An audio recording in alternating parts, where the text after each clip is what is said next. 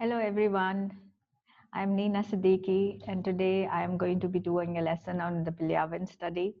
We are going to be covering half of the lesson in this video because it's a very long lesson and it's a very interesting lesson, and I want you all to look at all aspects and all angles and be very, very reflective in this lesson and curious because this lesson actually leads us to a lot of other areas and which I expect my students to be mindful of. So let's begin. I often begin this lesson with the question that would you help a person, a girl, let's suppose, being attacked on a street? And the answer, of course, right, I get is yes, of course. You don't even have to doubt that one bit, but don't be too sure. I often tell my students, don't be too sure. And this brings us to the case of this is a movie which has been made on the Kitty Genovese case. And this movie is available.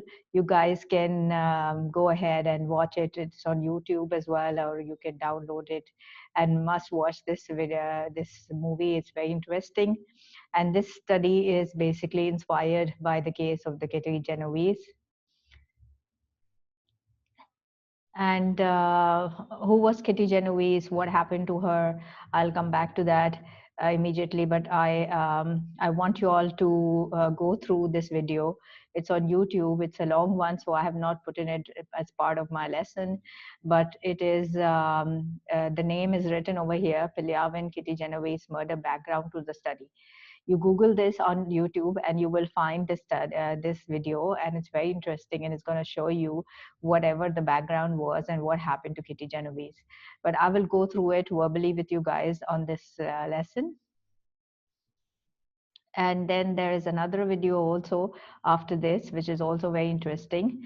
And I will put up a link of all of these in the comments below, so you guys will be able to see it. And if you are having difficulty searching for it, okay, so don't worry about that. So what was the case of Kitty Genovese?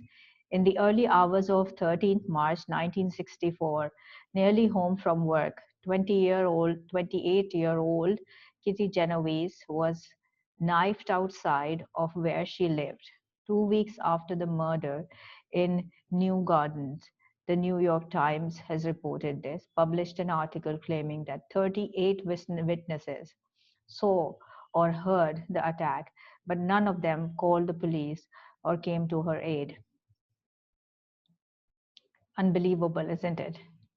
The incident prompted inquiries into what became known as the bystander effect, or Kitty Genovese syndrome, and the murder became a staple of American psychology textbooks for the next 4 decades. However, researchers have since uncovered major inaccuracies in the New York Times article. It's become a controversy now, and they are doubting whether this happened or not.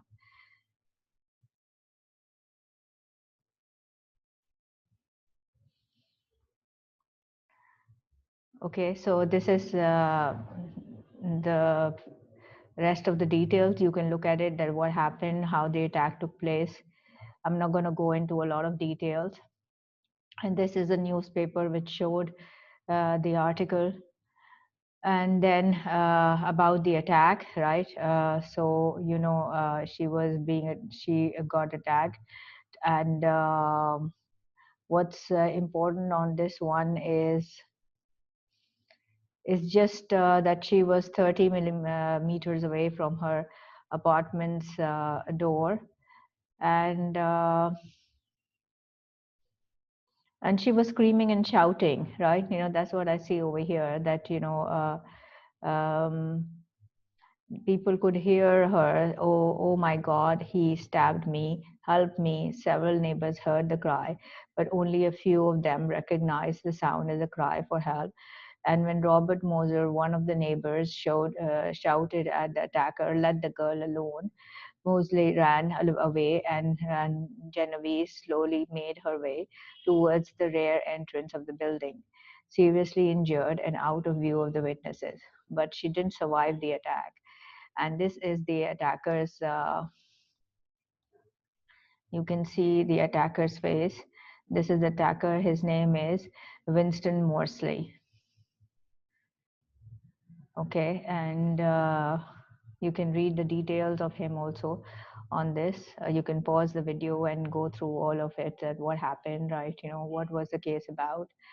And this brings us to something which we all are very familiar with, including me, that people have become kind of so self-absorbed, and if things like that happen, even in these times, it's quite likely that somewhat similar effect, or behavior would be observed because of the hashtag syndrome that we have, that everybody would be just sitting there and just staring and asking everybody else or expecting everybody else to be helping. And in the end, nobody helps. And that's sad. Don't we all do this at times? If you be very honest, right, ask yourself, have you ever done this kind of a thing? Have you ever seen an emergency happening and you always thought that somebody else would come jump in and help? And why should I help or take bother to help or to take the trouble? And this is a very interesting a cartoon which I like about it. It's about the bystanders effect. So would you not report a fire emergency? Now let's take up another. This is a background. These are all background studies to the Piliavin study. And so I want you all to be mindful of it, because background studies are important. They are asked several times in the 2 mark questions. That what was the background study, and also background study helps you all to write down your create answer. When you have to create or design your own experiment, then being mindful of other experiments which had happened, and this has happened in the laboratory. So if you are asked to design a laboratory experiment, then this will give you good interesting ideas. So now I come to the question again, that would you not report a fire emergency?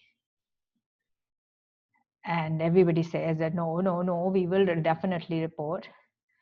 But think again. This is called dangerous conformity. And this again, right, has happened. And this is a very important video on dangerous conformity. And I want you all to go through the links below and check out this video. This is also an 8 minutes long video. I'm not going to be making it part of the lesson over here. But I'll just briefly go through it with you guys. Okay. So in a series of classic studies, researchers sorry, I can't see the name properly here, so I'll have to move myself. Researchers Bibb, Latané, and John Darley found that the amount of time it takes the participant to take action and seek help varies depending on how many other observers are in the room. And in one experiment, subjects were placed in one of the 3 treatment conditions: alone in a room with 2 other participants, or with 2 confederates who pretended to be normal participants. Who are confederates? They're stooges. They're just actors. They're pretending to be part of the study. As the participants sat filling out questionnaires, smoke began to fill the room. And when participants were alone, 75% reported the smoke to the experimenters. And then what happened? Now you can see that these are the clips from the actual experiment, the replication of the actual experiment. And okay, and you can see that everybody is coming in and they are told to do this filling in the forms, and all of a sudden they see the smoke coming in. And so this is the original study which happened. These are the clips from the original study, and it's very popular. You will find a lot of video links to this study as well. So what happened? What happened in the study, right? If the smoke was coming in, right, people saw it, what did they do? Did they report the emergency or not? So in contrast, just 38% of the participants in the room with two other people reported the smoke. And in the final group, the two confederates in this experiment noted the smoke and then ignored it. And the results, which resulted in only 10% of the participants reporting the smoke. So that's kind of scary, isn't it? uh, and people, right, you just were waiting and watching, looking at other people that, okay, they will go and help, right, and if nobody got up, nobody they didn't bother to get up either. So okay, now let's take up another scenario. Would you help someone having a seizure attack? Now I am really kind of testing you. And seizure attack is something that you would all say that, yes, of course, right, I'm going to be helping someone having a seizure attack. Yes. And let's see. So diffusion of responsibility, Darley and Latané have reported that among bystanders hearing an epileptic seizure over earphones, those who believed other witnesses were present were less likely to seek assistance for the victim than were bystanders who believed that they were alone.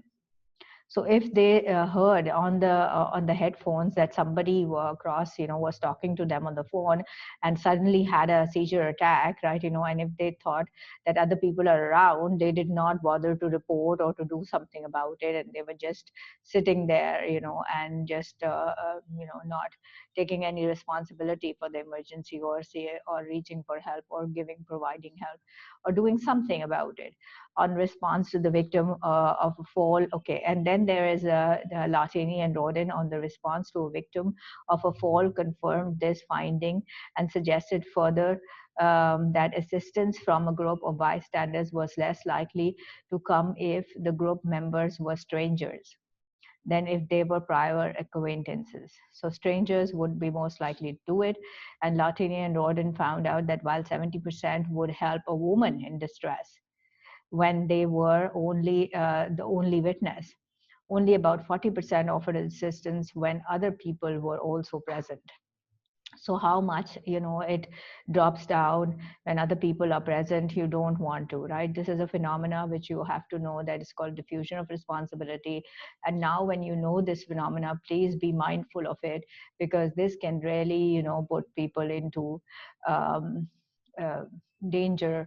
And this can only question our humanity as at large, that what has happened to human beings, and why if somebody is seeking help, right, why we don't reach out. And this is a tendency in human beings, that they diffuse the responsibility. That means that somebody else would help, and why should I help? And now if you are mindful of this, right, I expect you all to be more mindful, and also not fall prey to this tendency. So, and then this comes to another idea, or another phenomena, that would watching someone helping a person in public emergency increase the likelihood of helping. So if you see someone else helping another person, right, then would you then help that person, right? Would that make a difference? So there's another background study to this study, which is by Bryan and Test in 1967. This is a very interesting study. By Bryan and Test ran a series of experiments to study the effects of modeling on altruism. So altruism is that, helping other people, right?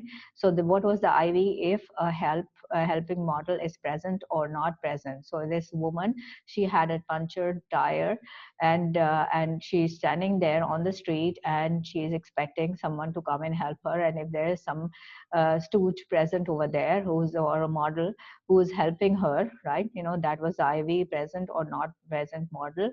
And DV, that how many other people would stop to help. Okay, and that's what they wanted to see, that if there would be another guy helping this woman out, why would others stop and help or not? Results: significantly more people stopped to help if the model was present. Over here in our society, right, people would be more likely just ogling the woman and staring at her as to what she is doing, and instead of reaching out for help, right? You can do this experiment yourself in your own place or your own town or city and see that whether this would help you or not. So who wants to talk about altruism? So, altruism is something that we are all doubting now, that if somebody is present, then only we'll help. Otherwise, we are not so interested in helping other people. And so if as humans, we have this tendency, right, this is dangerous. So within so many witnesses to the murder of Kitty Genovese, stop and ask yourself why people might have been reluctant to get involved. Did they just not care? Or would there be another explanation? Try to think of as many explanations as you can. So of course, right, being of a psychological mindset, right, being very curious and exploratory in nature, I want you all to be very reflective and just not come up with one answer that, okay, yes, humans are cruel, humans are mean and nasty, and nobody wants to help no one. That there would be a lot of other reasons why people did not help. And we just cannot just come to one conclusion. So just take a pencil and paper and write down as many reasons as you think are might be the possible reasons why somebody would not help.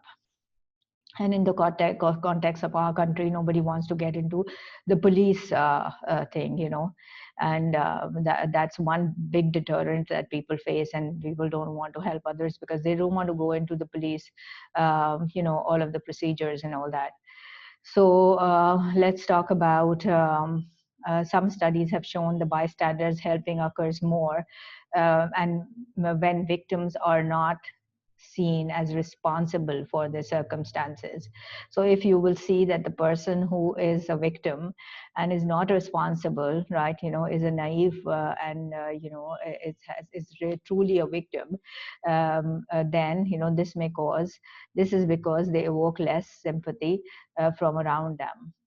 So now you can see that if it's an old woman, right, people would be most likely to help because that person's not responsible for being old, right? Everybody will be old one day, and therefore, right, people will be more likely to bystanders helping occurs more when victims are seen as not responsible. Okay. Okay, so there's also evidence to suggest that we are more likely to help some people than others. For example, we are more willing to assess those whom we perceive as more similar to ourselves. And that brings us to the phenomena of racism and that why are we inclined towards helping those who are similar to us, and especially one particular similarity, that is the color, so or race. So if we see another person being of the same race, right, psychologists have found out that people are more likely to help the people who are of their own race than other races. And there's a lot of work which has been done on racism and discrimination, which was part of your syllabus previously. One is Robert Cave's study. One is the Tatchwell study. And so Tatchwell showed that mere grouping of people on the most superficial basis creates discrimination against the other groups, and likely liking for your own group members. So just mere discrimination, Tatchwell divided the people on the basis of, random liking one painting and not liking another artist, and liking one artist. And people immediately started liking each other because they thought that the other person also liked the same artist, and therefore they became discriminating against the others.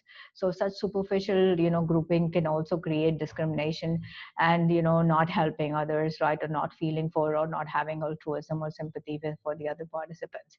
So human beings are very complex, and all of these phenomena, right, which, being a social psychologist or studying social psychology, you must be aware of all of these phenomena of discrimination, of racism.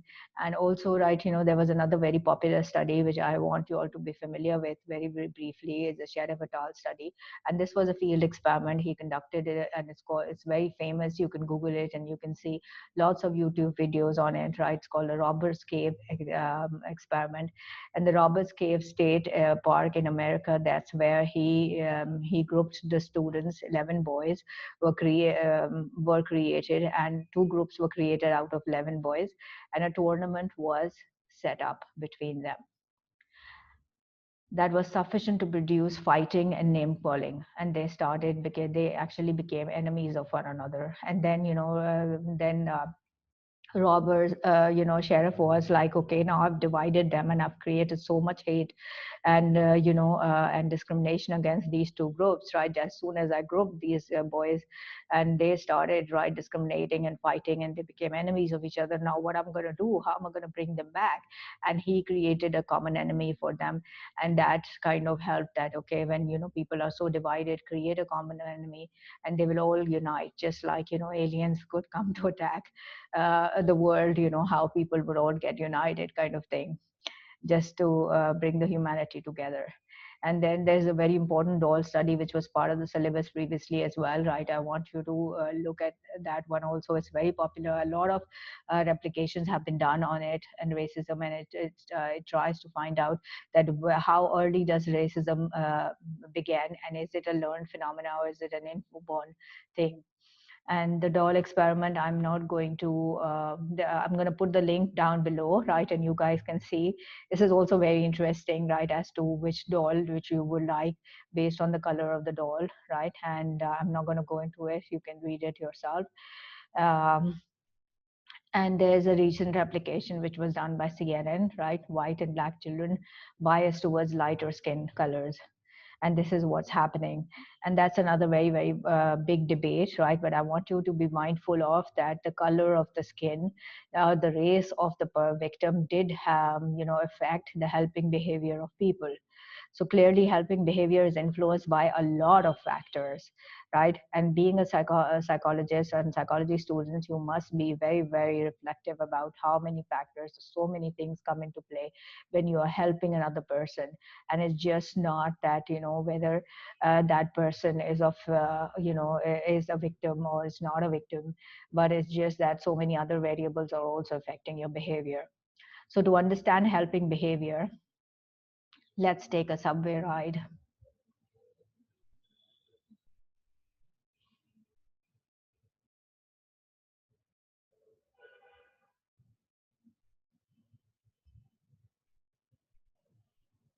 Sounds like fun, yeah? So this brings us to the core study 5.2, Piliavin et al. Okay, it was done in 1969, and it's called the Good Samaritanism, an underground phenomena from the Journal of Personality and Social Psychology. What is Good Samaritanism? Are you familiar with this concept? This basically, is a good Samaritan was the person. It originates from the New Testament in the Bible and refers to the story of Samaritan, a person originating from ancient Samaria and who stops to offer help to injured strangers. And bystander is a person who is present but may not be directly involved in particular situations. And bystander's apathy or bystander's effect refers to the actions of bystanders who don't help others in the event of emergency. The diffusion, right, is a phenomena that just like it's from physics. So just like, if you have something, you put in a liquid, you put something, another chemical or another element. Okay, and then whether it diffuses or not diffuses, right? That means it spreads out or not. So, a diffusion of responsibility is a phenomenon whereby a person is less likely to take responsibility for action or inaction when others are present. Well, this is also comes in 2 mark questions. Okay, that what is referred to as diffusion of responsibility. So just be very clear about your key terms. And I often tell my students that you make a small booklet or a diary for yourself for all of the key terms. And when you are revising for your exams, right, all of the key terms must be there, just like a dictionary for you, and you can just revise it, right? So this is diffusion of responsibilities. This is from the book, the book that is a course book. Okay, so in the course book you will see that all of these key terms are there. And So what is the aim of the experiment by Piliavin et al. To test the diffusion of responsibility hypothesis? That means the diffusion of responsibility will occur or not. To test the race or type of victim will impact helping behavior. So he manipulated, right, the race of the victim, right, and the type of the victim, and how it's going to affect, right, helping behavior or not. And to look at the effects of modeling behavior, and also if a model is present, will that influence helping behavior or not, or if the model is present, people are more likely to help or less likely to help, right? Something like that, right? Let's see what. So this is where you're going to see. There are all of these. This was a natural setting, right? Bystanders effect. So there was 4 situational variables of helping behavior. Okay, the type of victim, the race of victim, the behavior of the model, the size of the group of bystanders. Okay. So method, the research method was basically a field experiment, as I told you. It means that it took place in a realistic environment, in this case, the New York City subway, and it can be described as using an independent group design, as the trials were repeated on different days and involved different participants in each condition. Okay, so you have to remember that what sort of a design it was. It was an independent groups design. Okay, so everybody was on a different day and a different different subjects were there, and there were lots of participants. And what is a field experiment? This is also a key term that you must be familiar with. And so the setting I just discussed with you, that what was the setting of this, right? You can read the slide, also pause it and see that what was the setting about, right? And this is basically how it looked. This is the image of the original subway, and this is basically the plot. There are 2 places. So let's look at the independent variable over here now. So there were 4 independent variables which corresponded to the factors outlined in the aims of the study, and they were operationalized as the type of victim, the levels of drunk, that is ill or cane victim. Okay, so the type of victim was either the drunk victim or the cane victim, right? Remember, this was one variable which was manipulated by Piliavin. Okay, so whether the victim is going to be drunk or cane victim. The race of the victim, that is the levels were black or white victim. So whether the victim is going to be black or white, would that affect helping behavior? Whether the victim had cane or whether the victim was drunk, would that affect helping behavior? The behaviors of the model, the levels were models who were either close to or distant from the victim, helped with early or late in the event. So this is another thing that you've got to remember, that the behavior of the models, that means the levels where the models were either close to or distant, right? And whether the model helped late or early. This is basically about the time. Okay. And then, of course, then there is also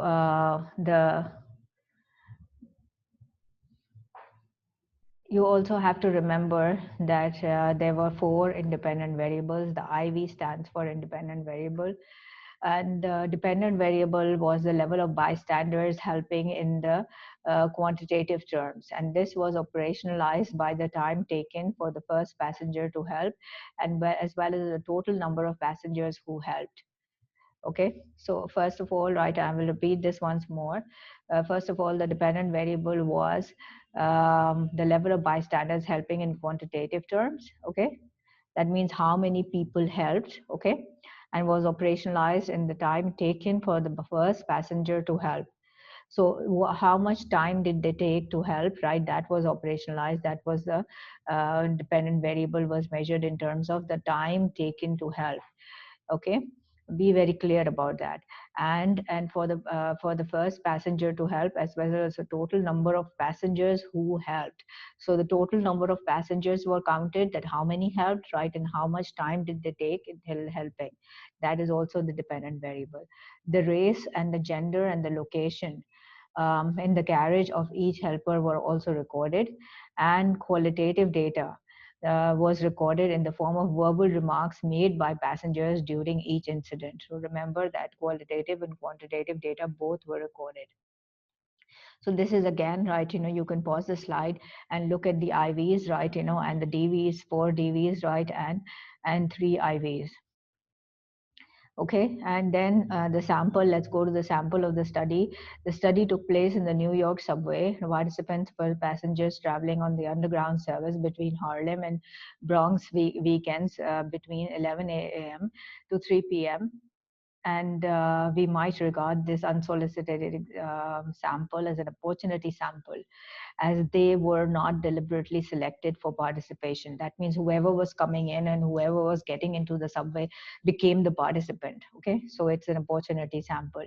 And you did not, they did not go and ask them that, would you be part of my study? Because if they would do that, right, how would it affect their behavior? They would already know that their helping behavior is being monitored, and therefore they would become more helpful, right, or less helpful or whatever, right, and most likely more helpful because of social desirability.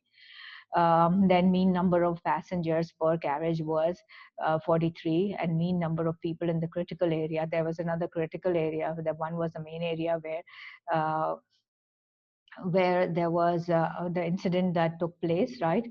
The mean number of people in the critical area where the incident took place was 8.5. Okay, and then there was a separate area which was a adjacent area, and the number of passengers which were studied were 4,450 passengers, approximately 45% black and 55% white, an opportunity sample, and the participants were unsolicited. Okay, so then what? Procedure. Let's come to the procedure. 4 teams of student researchers carried out the study following a standard procedure. One trial, 2 male and 2 female students boarded the train using different doors, and the females confederates sat in the area adjacent to the immediate critical area where the incident took place, and the victim stood at the pole in the center of the critical area. And now you can see that there's one area which is the main area, and then one is the critical area, right? You must be now see, this is basically the critical area where the victim is, and this is the adjacent area where the observer is sitting over here. You can see my cursor, and there's the place where the observer was sitting, and these are the exit doors. Okay, so they would be sitting here and they would be observing everything, and there are 2 observers which are going to be there, and they will be recording all of the dependent variables. So there was a lot of standardization also between the trials. Okay, and you can read it yourself what this is about. Procedure: the victim was played by different males during the study, but all were made to look similar, and they were aged 26 to 35 years, and 3 were white and one was black, and they were dressed in identical casual clothing, jackets, old trousers, and no tie.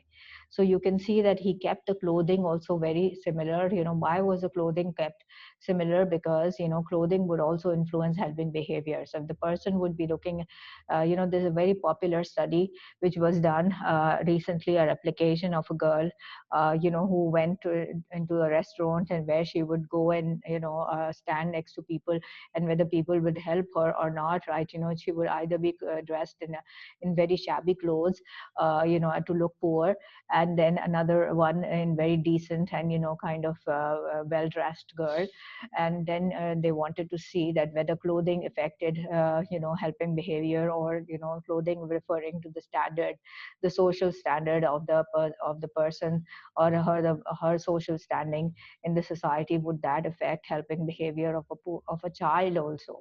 And that influenced clearly, right? People were more disgusted, and people were less likely to help a poor child who had dirty clothes.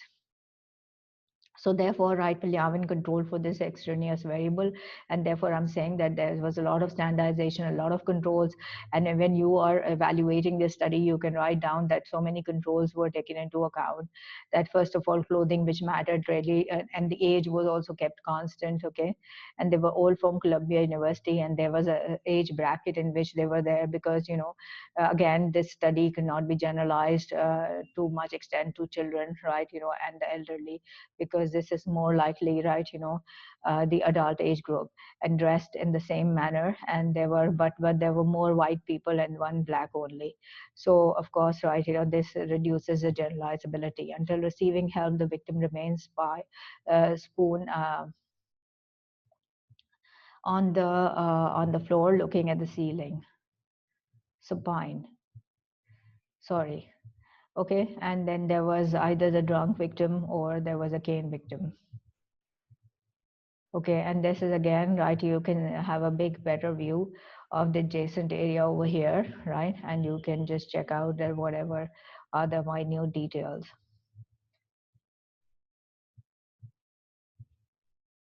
Inter-rater reliability is more over here because what I'm mentioning over here is inter-rater reliability, the concept of reliability. I'm assuming that you guys know already. And reliability refers to the fact that, if the study is reliable, it's going to give consistent results. If it is done by someone and then another person decides, right, to replicate the study, right, more or less similar results would be found by another researcher, then the study is called reliable because it's giving the same results again and again, or similar results, or very similar results. Okay, so when there are two observers, they are there, inter-rater reliability is high because if one makes a human error, then the other would compensate, and they found out the inter-rater reliability was high in this case. That means both of them were on the same page while they were recording and observing the behavior. On 38 out of 103 trials, the victim smelled of alcohol and carried a bottle of alcohol wrapped in a brown bag. And on the remaining 36 trials, they appeared sober and carried a black cane, and in all other ways, they behaved identically. So you remember that only one particular behavior was basically manipulated, okay, and that is the whether being cane or whether being drunk. So now we're going to end this on this reflection that there were an uneven number of drunk and cane trials, and the student confederates reported that they did not like playing the drunk victim. And why may this be so? So we are going to end the part one of the Piliavin study up till here, and I will begin with the procedure and the results in the next lesson. And stay tuned and subscribe and share and like my video, and I will keep on helping you guys. And if you have any concerns, and if you want to reach out for more support, I provide one-on-one tuitions, online tuitions to students all over the world, and you can come to me you can reach out.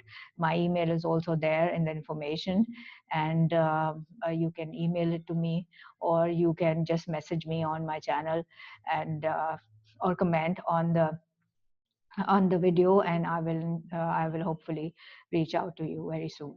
Okay, thank you so much, and take care. Bye bye for now.